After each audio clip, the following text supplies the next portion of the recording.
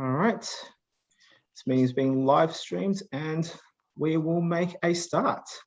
Hello to everybody that's watching. Thank you for joining us again in the council. Today, we have our second debate of the Legislative Council for the YMCA Victoria Youth Parliament for 2021. We're really excited to have our President, Andy Medic, MLC, to join us and chair this debate for us. And I will leave him to it to introduce himself and start the debate. Thank you, Heath. And look, welcome to everybody this afternoon, everybody who's taking part in the debate, and to everybody who's watching. And this afternoon, I'm coming to you from Westbourne country, down in the west of Victoria, and I'd like to honour all elders past, present and emerging, and also pay my respects to any Aboriginal and Torres Strait Islanders who may be watching this afternoon. And as such, yes, my name is Andy Medic, MLC, and I'll be your president for this afternoon, and I call on the sponsor of the bill.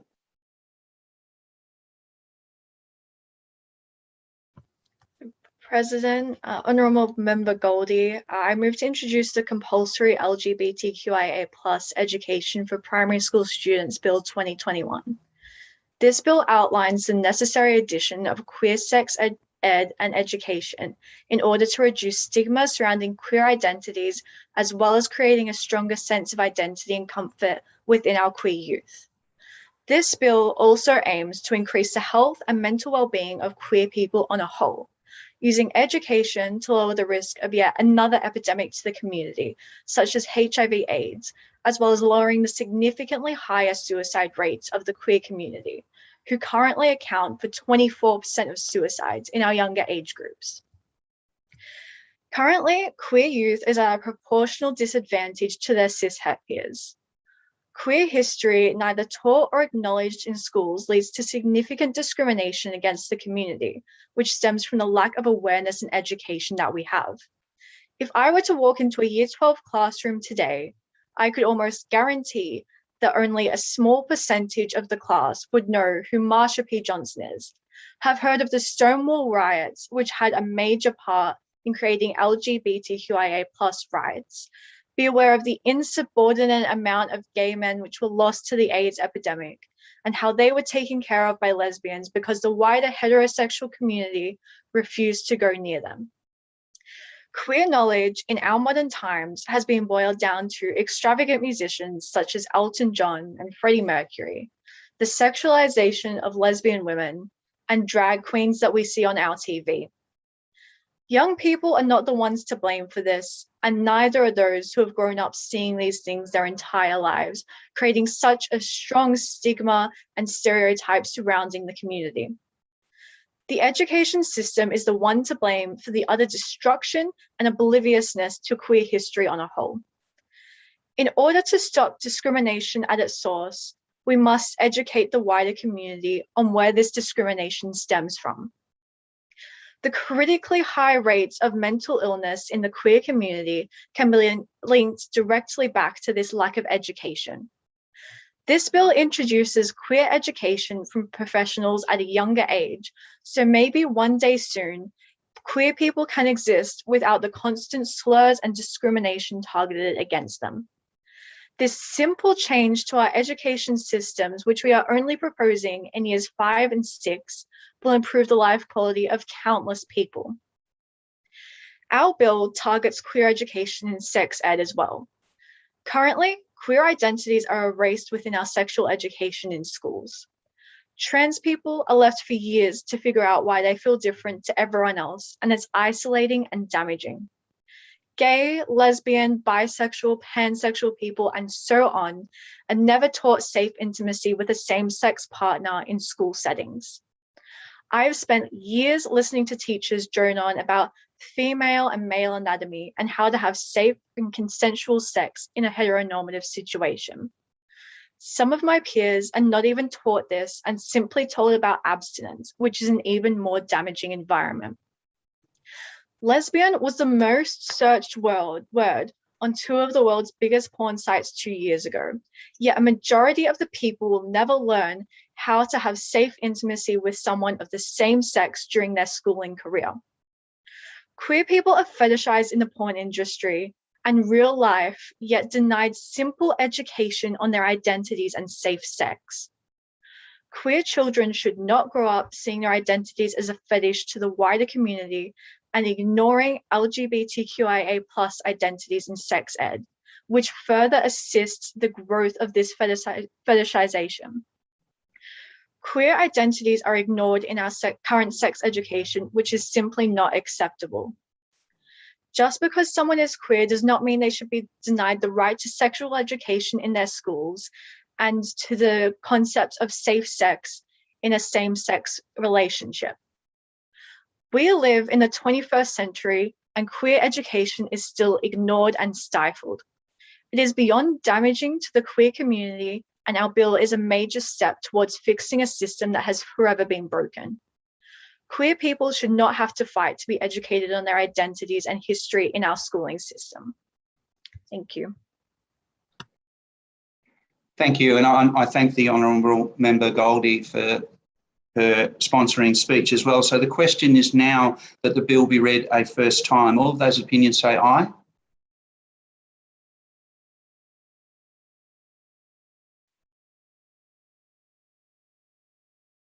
And to the contrary, no.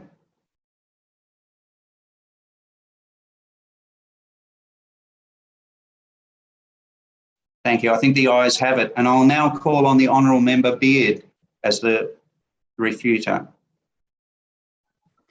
President, the Honourable Member Beard. I rise in the House today to speak on the matter of the Compulsory LGBTQIA+ Education for Primary School Students Bill 2021. Our team wholeheartedly believes that LGBTQ+ education belongs within the schooling system to a capacity. However, we do feel the necessity to raise certain concerns with the legislation in its current form. Issues surrounding cultural sensitivity are prevalent, as well as a lack of education for parents of the children receiving the education. Considering these are the people who are the primary caregivers, it feels necessary that they be involved in the program to some capacity. Safety nets also need to be established for children who are in dangerous or vulnerable positions in their home life, as the safety of children should be the #1 priority of this government. When first reading through this proposed legislation, I was impressed by the thoroughness and attention to detail that the writers have provided. It has a clear program outlined and details what should be covered in each unit of the education. And whilst these are all positive things, it also begs the question as to whether this particular proposed bill and its components are best suited towards primary school age children. Our LGBTQ+ community, in no doubt, deserves to be acknowledged within the schooling system and deserves to feel heard, seen and respected, not only by their peers, but also within the Victorian curriculum. However, this type of education outlined in the bill has not even been implemented into secondary schools as of yet. Teenagers who are at the age where many begin to question their sexuality and/or gender identity are deprived of any form of mandatory inclusive education at an age where they are, arguably, feeling the most vulnerable, confused, and alone. Directing this education towards young children in year 5s and 6 is done with no doubt in the best of intentions, but it is debatable as to whether this will be the most effective age range for such intricate and thorough education on topics that many younger children are yet to think about or even come close to understanding at the same cognitive level as a teenager. If the government cannot yet provide older children with the same opportunities, is this going to be nothing more than another wasted opportunity to create real change and disrupt the heteronormativity experienced everywhere, but often particularly rife within the early years of high school? Should we be starting these conversations early? Absolutely. Early introduction will help to combat homophobia and transphobia later in life.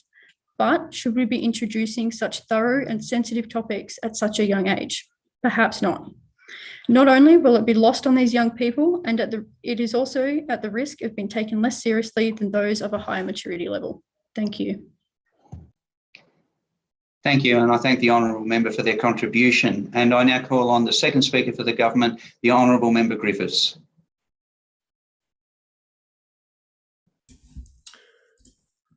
President, the Honourable Member Griffiths. The implementation of LGBTQIA+ education into primary education is intended to serve as an addition to the pre-existing relationships education already taking place. From grades 5 through 6, even earlier, children are educated on romantic relationships and given sex ed so as to prevent the spread of disease, misinformation, and equip them to deal with the future relationships they'll have. This education, however, isn't inclusive to those under the LGBTQIA+ banner, who need information that will prepare them for their own futures. As Australia has grown into a more inclusive and accepting country, our sex ed and relationship education must similarly adapt. It is not responsible for us as a state to not only leave queer youth unprepared for their own future relationships, as well as to not educate all children on the unique relationships that don't fit within the traditional structure that we once saw as universal. Our education should reflect the diverse relationships in our communities, especially in the formative years, so as to set a precedent for an accepting community. Thank you very much. I thank the honourable member for their contribution. And I now call on the second speaker for the opposition, the honourable member Paul. President, the honourable member Paul speaking. Before I begin, I would like to include a trigger warning to allow some time for those who may be sensitive to the issues surrounding child abuse.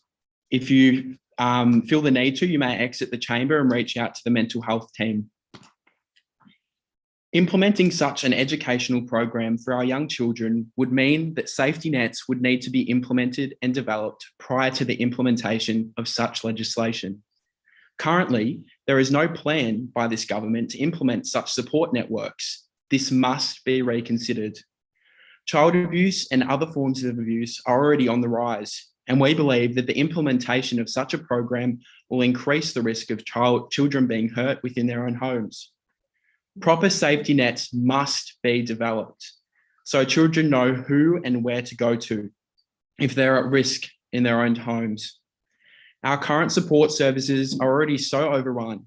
Think of the massive children that will attempt to seek help but be turned away due to popular demand. The fact is, the idea that domestic and family violence affects people in the LGBTQI+ community is only being noticed just now. If students feel unsafe at their own home as a result of this educational program, what support services are there to be supportive? I'll leave you with this statement. Each day, we make deposits in the memory banks of our children. We must ensure we are protecting our children and not putting them at more risk than some are. Thank you. Thank you. I thank the honourable member for their contribution, and I'll now call on the third speaker for the government, the honourable member Mitchell. President, honourable member Mitchell speaking. I rise to inform of the benefits associated with our bill and its implementation. Firstly, I'd like to begin by clarifying how our bill will reduce stigmas and stereotypes surrounding queer identities. As our first speaker T disclosed, there are currently a lot of misinformation circulating in society about the LGBTQ+ community. With our bill, we aim to prevent misinformation and misconceptions regarding the community by educating our youth to know better. By normalising the education of all sexualities and genders, the next generation will end up being better educated and consequentially more respectful towards the LGBTQ+ community. I'd also like to emphasise the many positive psychological and emotional benefits for the Victorian population with the implementation of our bill. For members of the LGBTQ+ community, the alleviation of misinformation allows a sense of comfort and acceptance within society, where people will begin to feel comfortable to be the truest, most authentic versions of themselves. We hope that by creating a friendlier, more tolerant and understanding society, Victorian citizens feel comfortable and confident in themselves, no matter their sexuality or gender, hence improving their psychological and emotional health. Finally, our bill promotes inclusivity by providing relationship education suitable for all individuals, even those who may experience a disability. Our bill is targeted to not only mainstream schools, but also to schools for students with special needs, such as hearing difficulties, vision difficulties, and learning impairments. By doing so, relationship education will reach more youth, ensuring everyone is able to feel educated, safe, and included within the discussion of relationships. In conclusion, there are many positive benefits associated with our bill. Don't you want to live in a society where everyone is equal? Shouldn't everyone receive the same treatment, no matter who they choose to love or the gender they identify with? The world is changing for the better, and it is up to us young people to inspire the change. A bill for the improvement of education is a bill capable of changing the world. Thank you. I thank the honourable member for their contribution. And I now call on the third speaker for the opposition, the honourable member Roy Singh. President, the Honourable Member Roy Singh. In Victoria, there are more than 2,000 schools, which also include religion diverse students in almost every single one. Will these students benefit from compulsory LGBTQIA+ education? It is a constitutional right for citizens to practice their own religion, and compulsory education will be obstructing students to do so. Supporting this community is said to be sinful and wrongdoing, and almost all Islamic schools disapprove of this teaching in the community. Islamic views on homosexuality are influenced by the rulings prescribed by the Quran and the teachings of the Prophet Muhammad. The mainstream interpretation of Quran's verses and Hadith condemn sexual acts between members of the same sex. Therefore, these concerns are very real. How will our Victorian government handle the backlash of the inconsideration of the religious communities? Thank you.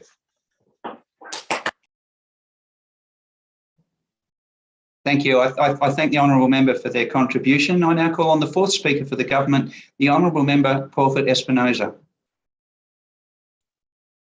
Thank you, President. The honourable member Porford Espinosa. The LGBTQ+ education bill aims to be inclusive for all members of the community, no matter their background or modem of learning. For homeschool children, the Education Equality and Acceptance Body, or EEAB, are willing and ready to send packets filled with learning materials for parents if they don't know how to approach the topic themselves in a respectful and appropriate manner with their children. If there needs to be special consideration for students with disabilities, the EEAB will send specialized learning packets and will provide Auslan interpreters and Braille packets if the schools request for said aid. The EEAB will be willing and ready to accommodate any sort of situation when students may find themselves uncomfortable or unable to participate in the mainstream formal learning. This bill aims to cater to many different peoples from all different walks of life because we understand the importance of making sure everyone has access to the same level of education, and it is important for every single member of the community to feel safe and to not get left behind when it matters. Education is very important, and it should be taken very seriously in Victoria. Victoria is known as the state of education. Just check a car's license plate. That title should not be taken with a single grain of salt. Victoria must stand up and lead in the education department, because if not us, then who? We must carve the way for the standard of education and awareness. If we start now, other states will surely follow, and that will create a safer and more accepting environment for a large majority of our community. Thank you. Thank you. I thank the honourable member for their contribution. I now call on the fourth speaker for the opposition, the honourable member Ablett. President, honourable member Ablett speaking. My fellow member Roy Singh stated before me the issues this bill would create in religious communities. And on the other side of debate, however, this bill will also create backlash from the LGBTQIA+ community as well, the very group the government is aiming to support. The fact this education can simply be avoided if parents apply for an exemption, as stated in Clause 7.3, contradicts everything it stands for and reinforces the divide in our society. Maths or science can't be refused to be taught to students just because parents disagree with it. And so why should this be allowed in this program? By allowing this, it sends the message that the LGBTQIA+ community can be suppressed and ignored if you just don't agree with it. This is a slap in the face to this already suffering minority and hypocritical of the government. The point of this bill is to create a more inclusive society in which being a part of the LGBTQI+ community can be destigmatized. But with this procedure in place, the very students that need this education most will be deprived of it and continue to be raised by parents with biased values. Bigotry is transmitted intergenerationally through family principles, and so we need to be targeting kids with parents that have closed-minded, outdated attitudes. But instead, we're allowing these parents to rip their children out of the program. We're only really educating children with already accepting parents who have already had some of these discussions with their children. It is also completely unfair that the students have no say in the exemption process. It would be degrading and frustrating that this decision is being made for them when it regards them the most. They may be young, but if the government believes that they are mature enough to be equipped with this information, then they are mature enough to have their voice heard. We're involving them in this debate, yet giving them no space to express themselves. And by showing them it's a choice to be involved in the program and therefore a choice to accept LGBTQIA people, it is not helping, it's making the issue worse. Acceptance is not a choice. Thank you. Thank you. I thank the honourable member for their contribution, and I now call on the fifth speaker for the government, the honourable member now. President, the honourable member Knoll. Our bill encompasses both LGBTQIA+ relationships and sexual education in schools. However, the government understands that the topic of sexual education is handled in different ways by different people. So in accordance with the goal of catering to all people, Clause 6 of our bill includes an opt-out option that is available to individuals who do not wish for their child to participate in the sexual education unit specifically. It is important to recognize that due to personal circumstances or beliefs, this is not something that can be forced upon people. The government also believes that it is crucial for people to be given a choice on matters such as this. And although the government is giving everyone the option to participate in this unit, I would like to make it clear that the government respects people's rights to opt out for whatever reason. We understand that parents and guardians may choose for many different reasons to handle their child's sexual education in a different or private manner. However, this opt-out option does not include the ability for schools to opt out of the unit entirely. While we respect the rights and wishes of the individual, it is imperative that the sexual education unit runs in all schools for those who do wish to take part. Proper sexual education in schools is vital for giving young people the knowledge to make responsible and safe choices regarding their sexual health. Thank you for your contribution. I thank the honourable member there, and please accept my apologies for the mispronunciation of your name. Now, I will now call on the fifth speaker for the opposition, the honourable member Din. President, the honourable member Din speaking. It is frightening to think that exposure of LGBTQIA+ within Victorian primary schools may endanger a defenceless child at home. It's unjust, but considering the blatant homophobia in older generations, this is concern that must be stressed. But that is a reality, a heartbreaking, yet absolute truth that we cannot neglect. Once again, the issue is not if we should teach our children of this, but when we can. It is simply too dangerous to put the child in the position of going under emotional and physical abuse for the ignorance and homophobia of their guardian. The complexity of this situation is not something that we can just predict and prevent. This is the well-being of the same children that this bill is speaking for. This bill does not understand the severity of a lot of households across Victoria. It has not brought enough thought into what goes on at home. It's imperative that if education is implemented at schools, then LGBTQIA+ inclusive practices must be evident in the household as well. Not only are members from this community more likely to experience some type of violence, but they are less likely to report and seek help. If we can't see this in young adults, then we cannot assume that a child through the year 5 and 6 can do that as well. Thank you. I thank the honourable member for their contribution, and I now call on the sixth speaker for the government, the honourable member Cameron. President, the honourable member Cameron speaking. Our bill primarily aims to address the gap in LGBTQ+ education within students, more specifically at a primary school level. As we have explained and as dictated in our bill, the program will be taught by teachers with the curriculum to be set by a committee of community leaders to be taught in cohesion with inquiry and sex education studies already taught in years 5 and 6. In order to ensure that the program is taught by a professional without a personal bias that may impact the teaching, the sessions are taught by external teachers who've been specifically trained in both the teaching and the emotional impact of the subjects taught on the students. Our long-term goal is to include these skills in a university teaching degree in order to encourage all new teachers to become certified and therefore able to effectively deliver the program, eventually reducing the need for an external teaching professionals and allowing the program to be easily included in every school's curriculum. Additionally, the Committee of Community Leaders will be constantly reviewing the program and their curriculum in order to determine the effectiveness of the program in all schools. The primary goal of this committee will remain to be ensuring that the program is as universally accessible as possible, and therefore will see a reasonable turnover of members in order to ensure that all members of the community and therefore all students and parents can be equally represented, including religious leaders, members of queer and Indigenous communities, medical professionals, parent representatives, representatives from curriculum design at various schools, and teachers. The curriculum will be enforced by such committee, and as positions are decided by community diversity and a voting system, the representatives on this committee will continue to change. The purpose of this is to continue to ensure that the program is up to date with the social and political progress of the wider community, as well as the medical information relevant relating to obtaining access to appropriate medical care if or when needed. Ultimately, the future implementation of our bill hinges on the committee and its ability to review the successfulness and continuing to adjust the curriculum as needed by the students. I thank the honourable member for their contribution, and I now call on the sixth speaker for the opposition, the honourable member Piper. President, the honourable member Piper. The consideration towards the safety of our youth must be prioritised before implementing a curriculum that for many students may bring more harm than good. In this bill's attempt to bring awareness towards LGBTQIA+ inclusivity, there is a disregard towards the required protection of our students.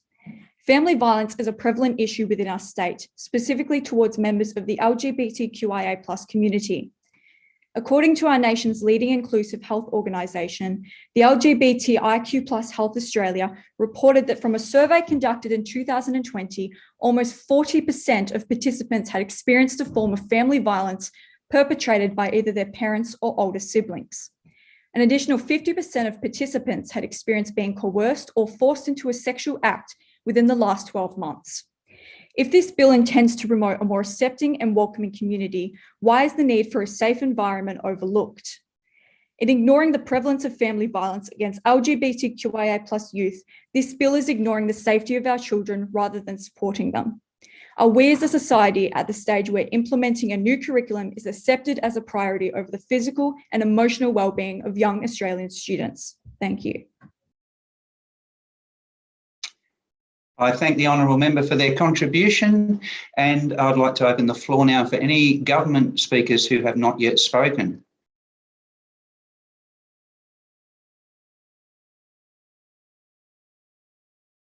I can see I've got one up in the top left corner there. We've got their hand up. That's the honourable member, and you'll excuse me, but the screen's not allowing me to see your whole name. So the honourable member, it says BTHU. My apologies. It happens all the time with my last name, honestly. So, President, the Honourable Member Bethune, already under the Victorian curriculum, if you've had a look at that, under years 1, 2, 3 and 4, students learn about alcohol, drugs, mental health, how to take care of themselves, and under the Victorian curriculum, also it includes relationships and sexuality. It also focuses more on relationships, but tends to focus more on sexuality when it gets to years 5 and 6 already. So if the opposition is seriously saying that this bill is too heavy of a subject to put into years 5 and 6, have a look at the curriculum, because they're teaching drugs and alcohol and how to be safe around medicine to years 1 and 2. I thank the honourable member for their contribution, and I now call on if there are any opposition who have not yet spoken, and I invite the clerk to let me know in the chat if I can't see them on my screen. I can see the honourable member Paul has got their hand up. I call on the honourable member Paul, or if you did just have your hand up before. I've already spoken. I've already spoken. Yeah, I thank the honourable member for letting me know. Thank you very much. Are there any other government speakers or any other opposition speakers?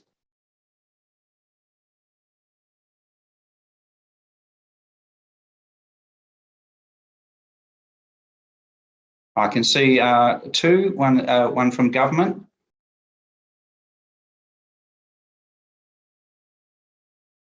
And again, my view is not allowing me to see. The Honourable Member Thomas, thank you to the clerk. I call on the Honourable Member Thomas.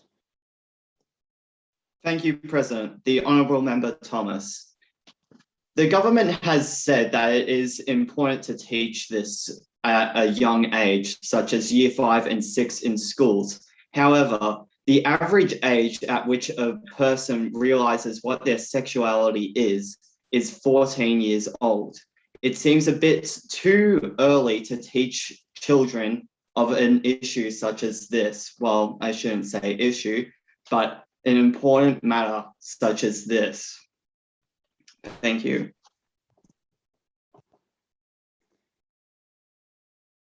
I thank the Honourable Member for their contribution there, and I believe we do have 2 others from government there in this open floor. Call on the Honourable Member Fitzsimmons.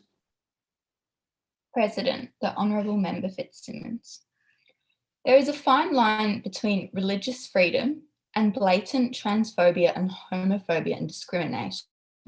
I think it's important that we remember this when we discuss such issues. Thank you.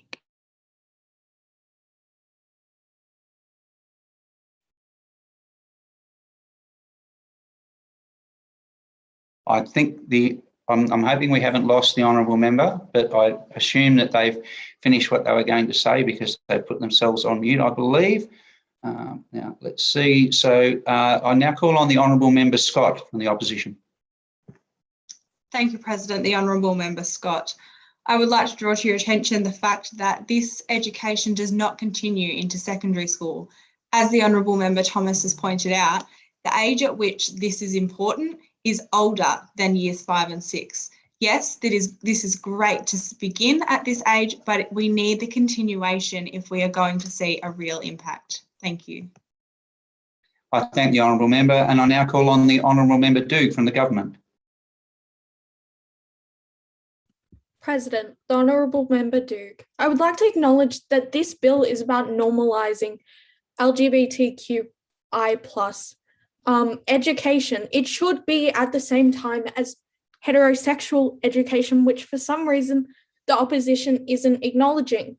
They're seeing this as something that should be done further in education, but the fact is that year 5 and 6 is when heteronormal education actually starts, and not having it at the same time starts the gap between these two groups. Thank you. I thank the Honourable Member for their contribution. Are there any other members from either the government or the opposition who wish to speak? I see we have one more from the opposition has put their hand up. The Honourable Member Beard. President, the Honourable Member Beard. I am absolutely for the introduction of LGBTQ+ education in primary school. However, as a queer person myself, I often found education surrounding sex ed and queer identity rather distressing in a classroom setting, especially in primary school, that I was just figuring out what was happening to me and why I was so confused. And I know a lot of people felt similarly, where not only was the curriculum not representative enough of us, but when it was talking about how we are discriminated against. And we had to see our classmates parroting the views of judgmental parents and of the people around them. And while that is an important conversation to have and to dismantle, in a classroom setting, it can feel like you are being ganged up against by your peers. And that is a traumatizing experience in itself.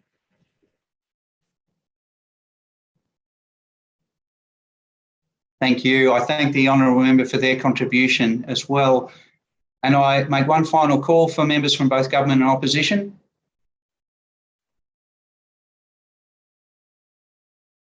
See one from government there. The Honourable Member Gray. President, the Honourable Member Gray.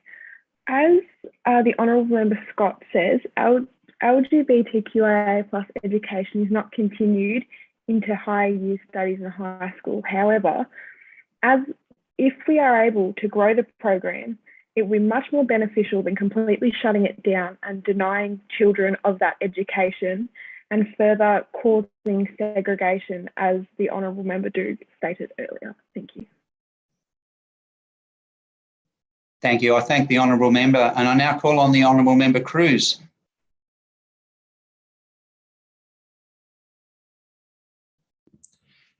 President, Honourable Member Cruz. Now, what I'd like to talk about is something that's pretty significant in terms of access to sex education and related to mental health issues too. So if you're having discussions with family members, it can be really difficult, because I think that the family members need to be included as well in this education, because it's really important for caregivers, guardians, parents, and all of the family members to have that positive discussion and positive approach so that everyone within that family unit feels comfortable.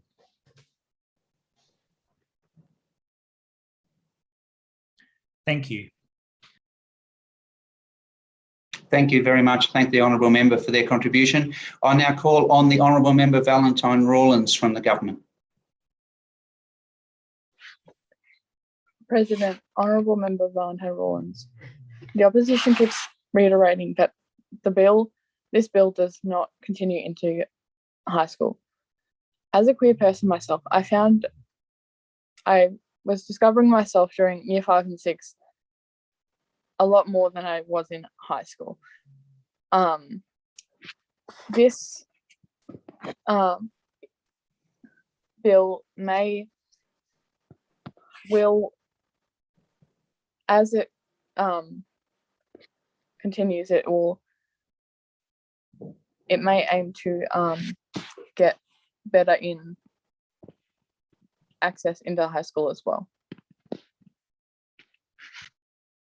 Thank you. I thank the Honourable Member for their contribution, and I now call on the Honourable Member Ablett from the Opposition.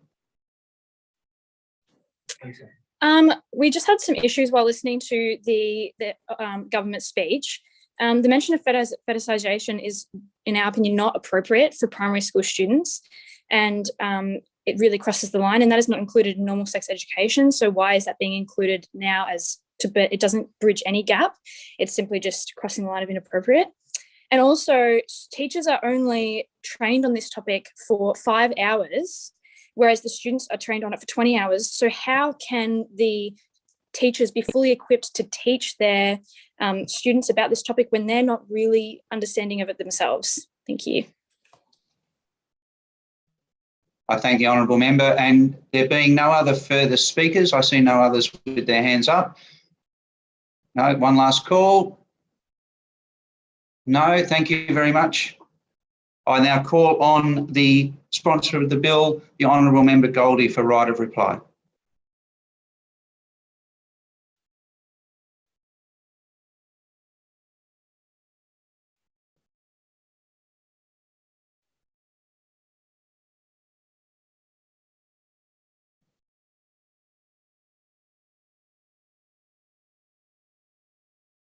I hope the Honourable Member Goldie can hear.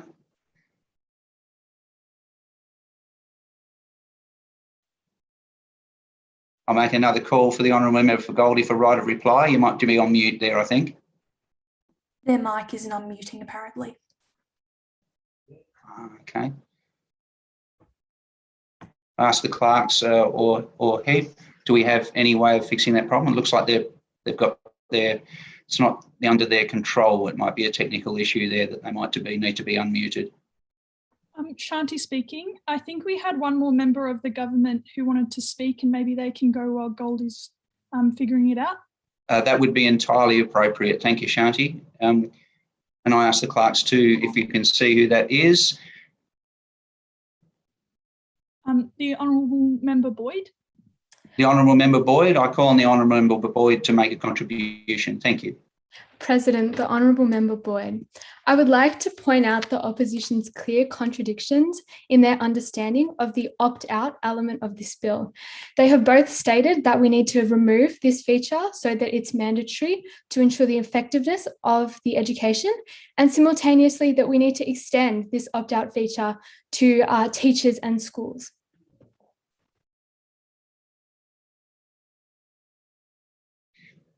I thank the honourable member. Are there any other speakers before I call on the honourable member Goldie? I can see one from the opposition there. Honourable Member Piper speaking. I would just like to point out that the bill does not state that exemption isn't an option. It has made it very clear that there is an option for exemption. Therefore, some people will not be provided with that education, and it will be more difficult to create a more accepting environment. Now, with that acceptance, we can create more inclusivity towards LGBTQIA+ communities, but with that exemption, it makes it more difficult. I would also like to point out that the bill does not have any inclusion of disability representation within sexual education, as was claimed, except for within the teachers' education. I thank the honourable member, but I'd like to remind also members of the chamber that if you had already spoken, if you can please leave the floor to those who have not yet spoken.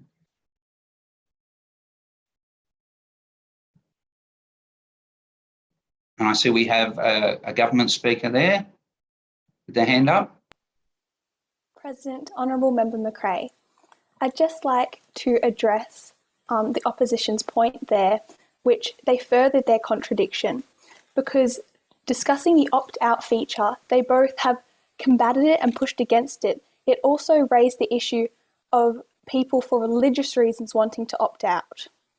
We, as the government, are simply continuing the current system of allowing people to opt out to make sure everyone feels comfortable, and classrooms can also establish an environment where everybody there wants to be supportive, which is so imperative to making sure LGBTQ+ community can feel safe and supported in that environment, and also means that everyone can have their choice.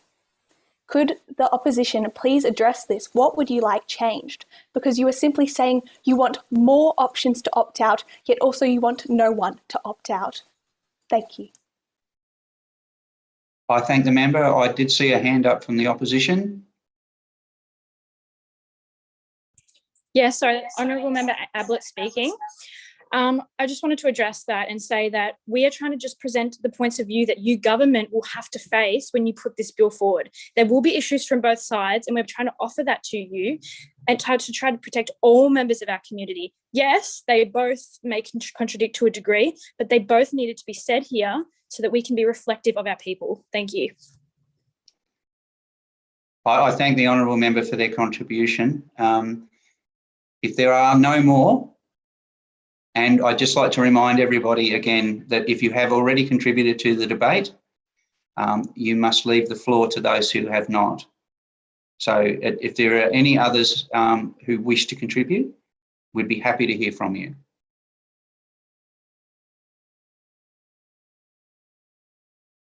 I don't see any hands up. I'll ask the clerks if they see anybody that I don't. No problem at all. Thank you very much. I thank all members for their contributions. I'll now go to the Honourable Member Goldie for right of reply. Thank you, President. Honourable Member Goldie. Our bill is incredibly vital for the, our bill is incredibly vital for the,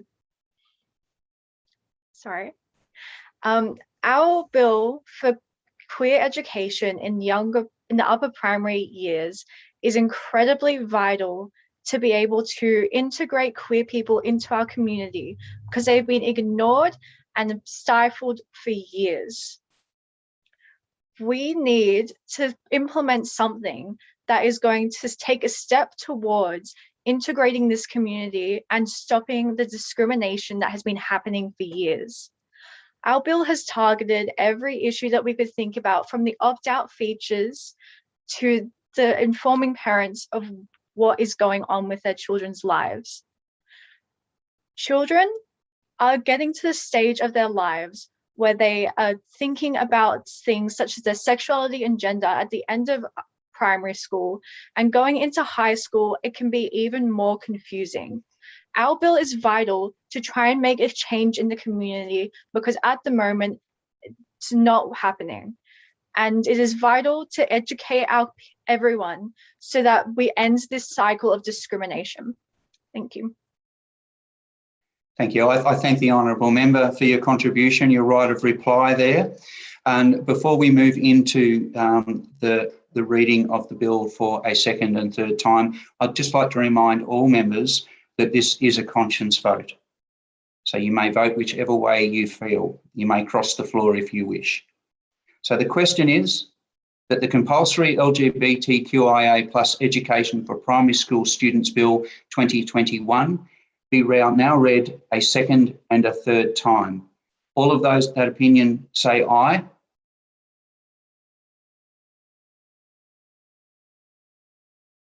To the contrary, no. I think the ayes have it. If no formal division is called, therefore, the debate is resolved in the affirmative and the bill has now passed.